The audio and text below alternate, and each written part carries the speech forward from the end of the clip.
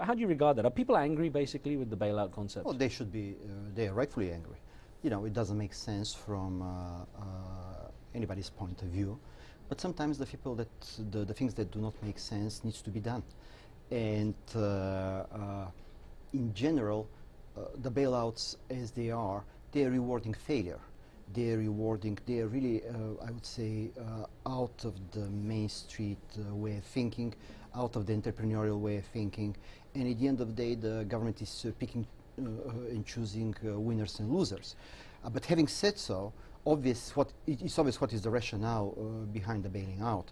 Really something that we have discussed, the D word, depression, the enormous domino effect that could start from allowing some of these organizations to fail. Yeah, exactly. What would be the consequences if you say, well, it's really true, free market capitalism, we could let the auto industry collapse, we could let AIG fail, we could let, you know, I mean, Lehman Brothers was allowed to go, and now people are wondering, was it the right thing? It was like almost a selected decision-making process.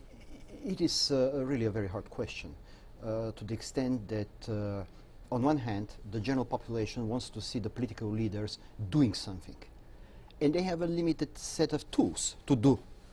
There's certain fiscal policies, certain monetary policies that has more or less been exhausted and put in place. But having said so, at the end of the day, the bailout is definitely not the best possible way to go.